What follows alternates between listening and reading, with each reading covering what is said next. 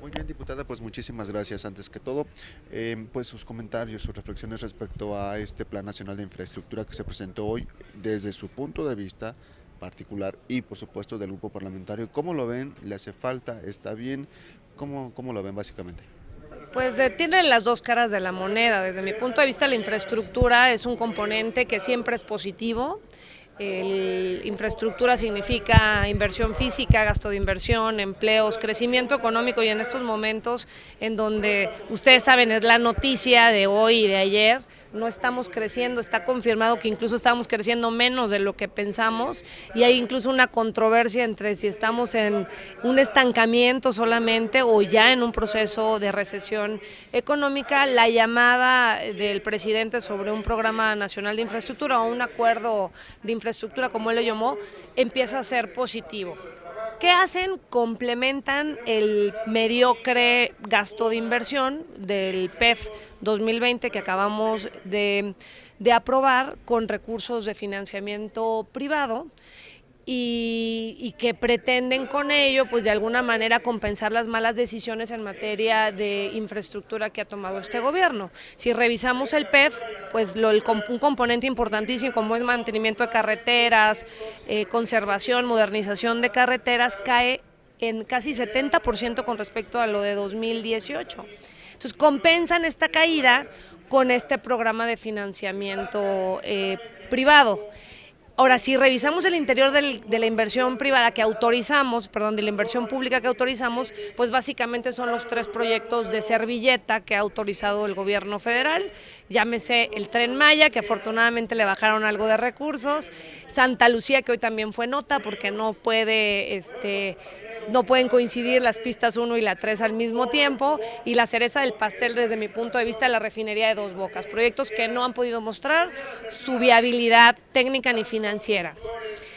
¿Qué es lo bueno del acuerdo en ese sentido? Que por lo que veo en las reglas y lo que manifestaron, van a ser proyectos que definitivamente tengan su análisis costo-beneficio. Entonces eso es muy diferente a lo que está pasando hoy con los recursos públicos. Al menos los inversionistas privados están exigiendo que hayan análisis suficientes de factibilidad o de preinversión que les permita apostar con recursos privados a estos proyectos de infraestructura. Eso me parece que es lo bueno.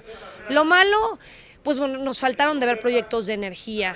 Es importantísimo. Un proyecto de exploración petrolera equivale a un NAIM, un proyecto de energía eléctrica equivale a un NAIM, y no hay nada de energía, no hay nada de energía eléctrica.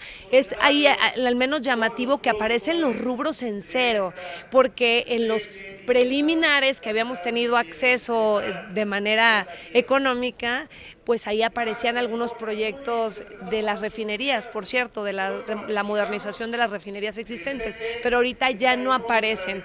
Otro, pues bueno, tienen de nuevo expectativas muy positivas, fuera de contexto de realidad. Hablan de un crecimiento de 4% para la inversión que han propuesto, que no tiene sentido, porque es un proyecto a 6 años. El Acuerdo Nacional de Infraestructura es un periodo de 5 años a partir del 2020 y alguito del 2019, con lo que podríamos alargarnos tantito a poco más de 5 años.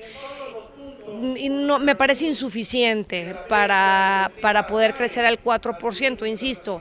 En este momento la inversión física del gobierno federal cayó 5.5%, es alrededor de 600,000 millones de pesos, y no estamos creciendo. No podemos pretender que con una inversión para el 2020 de 450,000 millones de pesos, que es lo programado para el año entrante, porque es un poco más, pero en el periodo completo, vayamos a crecer al 4%. Es demasiado positivo pensar eso. Pero bueno, yo creo que de alguna manera el que hayan podido conciliar con el sector privado, que el sector privado ya esté tomando la batuta de los proyectos de infraestructura, es una buena señal que espero que genere algo de certeza en estos momentos tan complicados en el escenario económico de nuestro país. Al relegar, digamos, el sector de infraestructura en el presupuesto de egresos, se enmendó el error, digamos, al recurrir justamente a los privados. Sí, quieren remediar el error del PEF con el financiamiento privado. El tema es que se debería ir construyendo junto. podemos más bien tener una inversión pública muy inteligente que genere certeza y que dé herramientas para el desarrollo, para que los privados a su vez tengan la posibilidad sin presión de poder generar inversión privada en nuestro país. Yo siempre les platico el componente de la inversión en nuestro país es, si vemos las cuentas nacionales, el 20% es de inversión pública y el 80% es de inversión privada. Pero para que los privados inviertan esos recursos, necesitan proyectos de inversión pública muy inteligentes, como siempre pueden ser los proyectos relacionados con el transporte, carreteras, aeropuertos, ferrocarril, cuestiones de comunicación, telecomunicaciones, y cuando ven proyectos públicos inteligentes, entonces ellos vienen y depositan sus recursos en el país. Entonces, para mí, si quieren corregir, ojalá y lo logren, por lo menos compensa un poco la caída en gasto de inversión pública que tuvimos y que autorizamos apenas la semana pasada. Ahora, hay que ver cada uno de los proyectos, o sea, está ahorita como una bandeja con muchos proyectos, pero que todavía tienen que pasar la autorización, dice ahí en el procedimiento que explicaron en la mañanera, del presidente de la República, entonces todavía va a tener algo de discrecionalidad, aunque, insisto, la buena noticia es que va a ser una obligación que tengan análisis costo-beneficio. Ya por lo menos sabremos qué peso que se invierte va a tener un beneficio y no un perjuicio como los proyectos actuales que están financiados con el dinero de todos los mexicanos. Diputada, no es contradictorio, digamos, porque para esto sí se hace una alianza con los neoliberales a quienes tanto se ha criticado, ¿no? Sí, es contradictorio en el discurso político que han mantenido, pero la realidad es que hoy la gobernanza se construye de la mano del sector privado, el gobierno y las organizaciones civiles. Es la única forma de poder transitar hoy. Sí. Estos análisis de costo-beneficio que estarían esperando la iniciativa privada, ¿no retrasarían mucho el que cayeran este dinero? Estoy pensando, no lo sé, es una hipótesis que traigo, que son muchos proyectos que ya teníamos en la unidad de inversiones de la Secretaría de Hacienda, que ya contaban con análisis costo-beneficio, que incluso habían pasado alguna normatividad del Fondo de Infraestructura, que ya es un fondo que ya existe y que daba financiamiento a proyectos público-privados, y que además se usaba con muchísimo éxito. De alguna manera los gobiernos anteriores ya habían usado estos mecanismos de asociación público-privada. Aquí es un financiamiento, o por lo menos así lo dejan ver, 100% privado, en donde lo que el gobierno va a poner seguramente es la facilitación de todos los permisos, etcétera. Pero sí, eso es lo que yo considero que puede estar pasando para la agilización de los proyectos. Diputada, su opinión de la designación que hubo ayer del ingeniero Ángel Carrizales para titular de la CEA, luego de que fue rechazado 5 veces.